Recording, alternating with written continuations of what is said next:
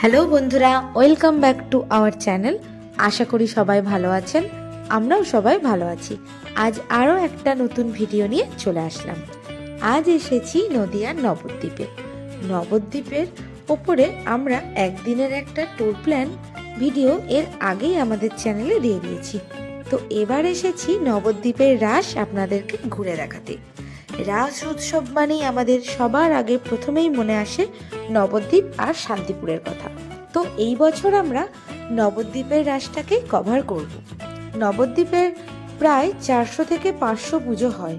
তো সব ঠাকুর তো দেখানো কখনোই সম্ভব না, মানে আমরা যারা দূর থেকে আসি তাদের পক্ষে তো কখনোই সব ঠাকুর দেখা সম্ভব নয়। তাই আমরা চেষ্টা করব বেশ কিছু ঠাকুর আপনাদেরকে দেখাতে। এখানে কিন্তু শান্তিপুরের মতন অত আলোর চমক নেই ঠিকই, কিন্তু নবদ্বীপের প্রতিমায় একটা আলাদাই জাদু আছে, আপনারা দেখলেই বুঝতে পারবেন। তো ভিডিও শুরুর আগে আবারও বলে রাখি, চ্যানেলে নতুন হয়ে থাকলে এই রকম ভিডিও পেতে চ্যানেলটিকে সাবস্ক্রাইব করে রাখুন। আর ভিডিওটা ভালো লাগলে অবশ্যই লাইক ও কমেন্ট করবেন। তো চলুন ভিডিওটা শুরু করা যাক।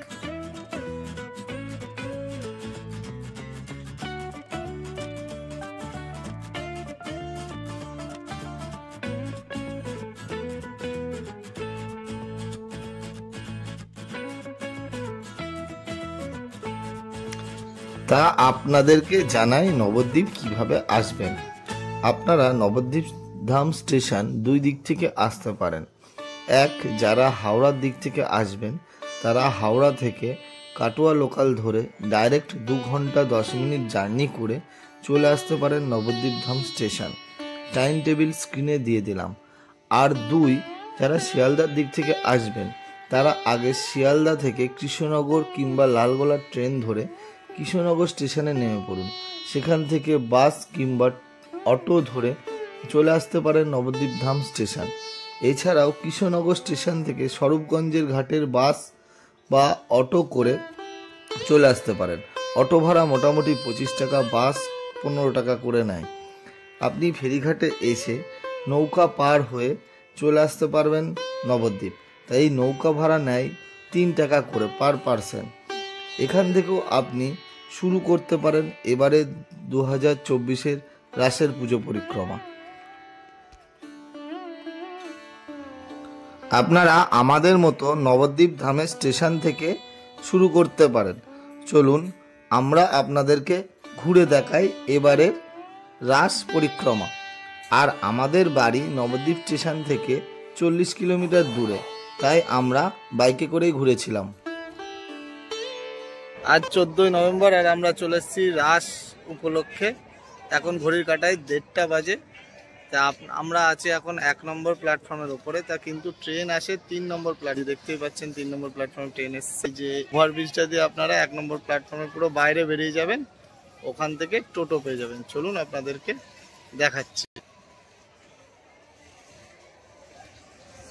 যে 1 নম্বর প্ল্যাটফর্মের দিকে ওভারব্রিজ দিয়ে বাইরে বেরিয়েই একটি টিকিট ঘর দেখতে পাবেন। এখান থেকে টিকিট ঘরের পাশে অনেক টোটো থাকে, সেখান থেকে টোটো বুক করতে পারেন অথবা হেঁটেও দেখে নিতে পারেন ঠাকুরগুলি। টিকিট ঘরের পাশ দিয়ে যে রাস্তাটা যাচ্ছে সেই রাস্তা বরাবর হাঁটলেই আপনারা একে একে সব ঠাকুরগুলি পেয়ে যাবেন। এই যে দেখতে পাচ্ছেন এই টিকিট ঘরের পাশ দিয়ে যে বাসটি আসছে, এই সোজা রাস্তা বরাবর গেলেই কিন্তু আপনারা পেয়ে যাবেন ঠাকুরগুলি। এবারে আমরা স্টেশনের বাঁ দিকের রাস্তা দিয়ে সোজা চলেছি ঠাকুর দেখতে। এই রাস্তায় অনেক কটাই বড় বড় ঠাকুর পড়বে, চলুন আপনাদেরকে সেগুলোই ঘুরে দেখাবো।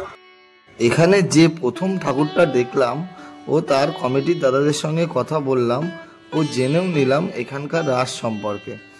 তার সঙ্গে শুনেও নিলাম যে এই রাস্তায় সব ঠাকুরগুলি কি দেখা যাবে, তারা সব জানিয়ে দিল। চলুন দেখাই।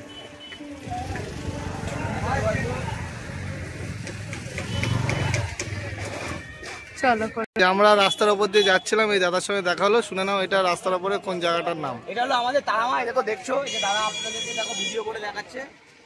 বেদরাপাড়া ঘুমটি তারামা, মানে পরিচালনায় আমরা কজনই আছি, জুনিয়র স্টাফ থেকে সিনিয়র স্টাফ সবাই আছে, সেখানে আমরাও আছি। এটা মোটামুটি কবে কালকে পুরো রেডি হয়ে যাবে? রাতে পুজো হয়ে যাবে। আমাদের পুজো আজ রাতে শুরু। খুব ভালো লাগলো, দাদার সাথে কথা বলেও খুব ভালো লাগলো। হ্যাঁ, এই যে এটা আমাদের 2 নম্বর ঠাকুর দেখা। এটা ওই বাস স্ট্যান্ডের রোড ধরেই সোজা সামনে এসে এই দেখাই যাচ্ছে এখানে ঠাকুর আছে না? এবার এই রাস্তা দিয়ে এসে সোজা ডান দিক বরাবর দেখলাম, দিয়ে দেখে এইদিকে সোজা রাস্তায় গেলে অনেক ঠাকুর পড়বে সবাই তাই বললো, সেই অনুযায়ী যাচ্ছি আমরা। এই যে স্টেশন থেকে দেখছেন এই রাস্তা বরাবর চলে আসলে হবে, এসে এটা বেদরাপাড়া, এখান থেকে আসলে এই যে এই মূর্তিটা দেখতে পাবেন, এই যে মায়ের মূর্তিটা দেখতে পাচ্ছেন, এটা বেদরাপাড়া সবসীমা মাতা। এটা অনেকটা বড় ঠাকুর, খুবই সুন্দর।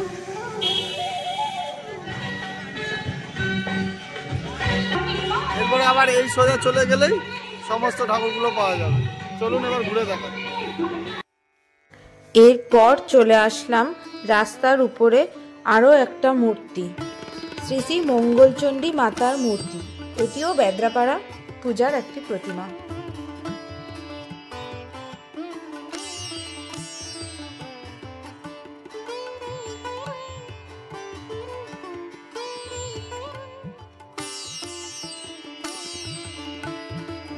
এই ঠাকুরটা দেখে একটু এগিয়ে বাঁদিকে ঢুকলে একটা রাস্তা পাবেন, সেখানে প্রতিমা হলো শ্রী শ্রী মঙ্গল মাতার পূজা প্রতিমা। রাস্তা বরাবর আমরা অনেক ঠাকুর দেখেছি, কিন্তু সব ঠাকুর তো ভিডিওতে দেখানো সম্ভব নয়, তবুও তার মধ্যে অনেকগুলোই তুলে ধরলাম আপনাদের কাছে।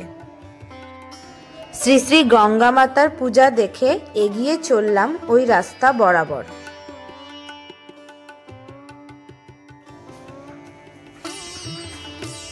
এর পরের মূর্তিটি হলো শ্রী শ্রী মহিষ মর্দিনী মাতার মূর্তি।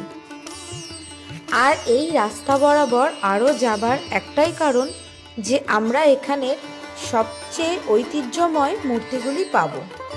সেগুলি হলো বড় শ্যামা, মেজ শ্যামা, সেজ শ্যামা, ছোট শ্যামা। এরপর চলে এসেছিলাম শ্রী শ্রী মুক্তকেশী মাতার পূজা মণ্ডপে।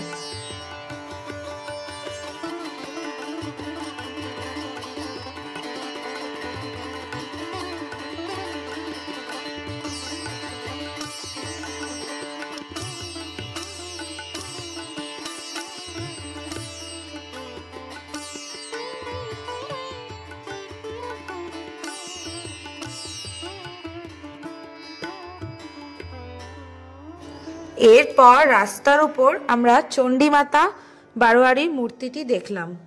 তার সামনে কমরেড দেবী বসু ভবন দেখতে পাবেন। তার পাশের গলিতেই দেখবেন সেজ শ্যামার মূর্তি।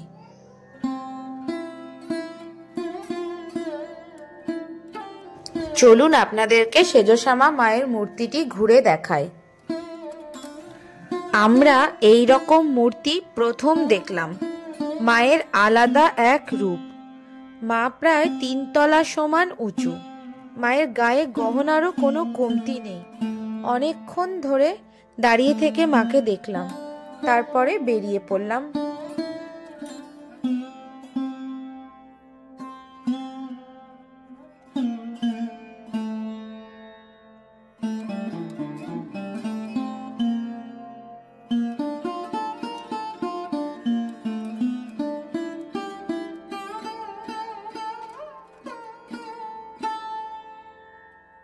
এরপর সেজ শ্যামা মাকে দেখে বেরিয়ে পড়লাম মাতৃসংঘ ক্লাবের উদ্দেশ্যে। এখানে রুদ্রেশ্বর শিবের মূর্তি ও রণকালী মায়ের মূর্তিটি দর্শন করলাম।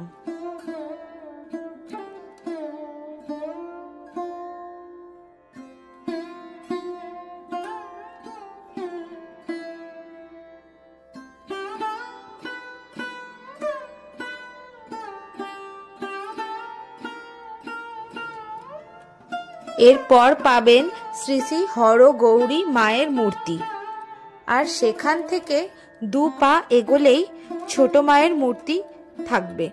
মূর্তিগুলি সামনে থেকে না দেখলে বোঝা যাবে না এত সুন্দর এবং এত বড় বড় মূর্তিগুলি।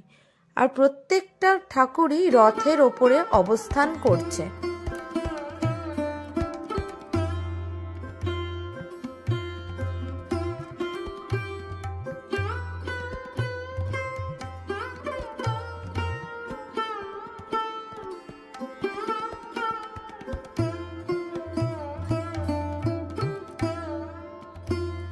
ছোট মাকে দেখে বাঁ দিকের মোড় ধরে 2 মিনিট হাঁটলেই পাবেন মেজ শ্যামা মায়ের মূর্তি, যা অবস্থান করছে সুবিশাল এক মন্দিরের ভেতরে। এই মায়ের আকারও খুবই বড় এবং মায়ের গায়ের গহনারও কোনো কমতি নেই। মাকে দেখে সত্যি মন আবেগপ্রবণ হয়ে উঠেছিল। মনে হচ্ছিল সেখানে দুদণ্ড দাঁড়িয়ে মাকে চুপ করে দেখি। এই 4 শ্যামা মায়ের মূর্তি দেখে মনে হচ্ছিল যে যতবারই রাসে আসব এই মায়ের মূর্তিগুলি অবশ্যই দেখব।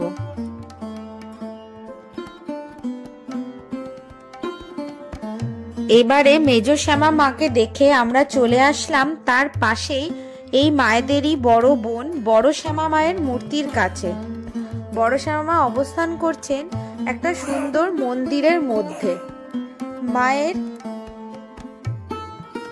মায়ের কৃপার কারণে মানুষের ভিড় ছিল এই পুজোর দিন অনেক, এবং এখানেও মানসা দেওয়ারও জায়গা ছিল।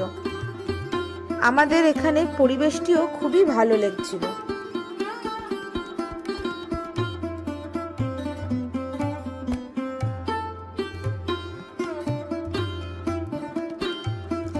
বড় শ্যামা, মেজ শ্যামা, সেজ শ্যামা ও ছোট শ্যামাকে দেখে রাস্তায় অনেক ঠাকুর তো পাবেনই, কিন্তু আমরা আর তার সামনের দিকে এগোইনি। আমরা আবার যে রাস্তায় ফিরে এসেছিলাম সেই রাস্তা বরাবরই ব্যাক করে সোজা ফিরে গেছিলাম পোড়ামাতলার উদ্দেশ্যে।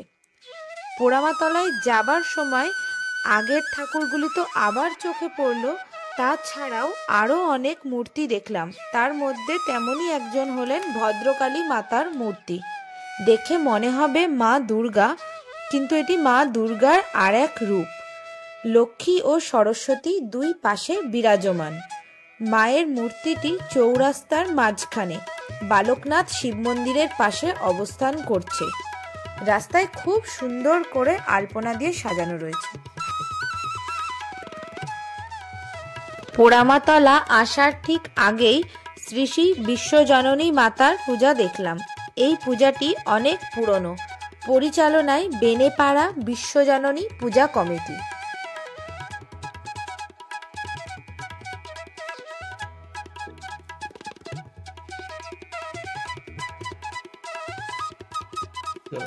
এরপর আসলাম আজকের দিনের প্রায় শেষ পূজা, রয়্যাল সোসাইটির বউবাজার রোডের মহিষাসুর মর্দিনীর মাতার পূজা দেখতে।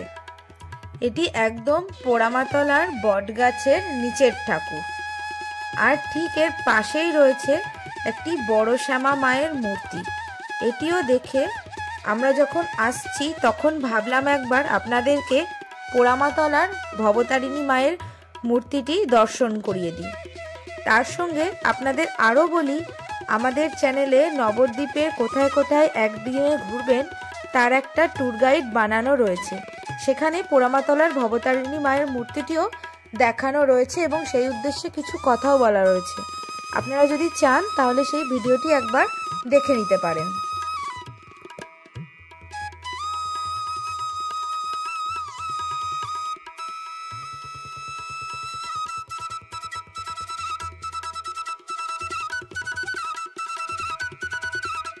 পোড়ামাতলা দেখে চললাম ফেরিঘাটের উদ্দেশ্যে বাড়ি ফেরার জন্য।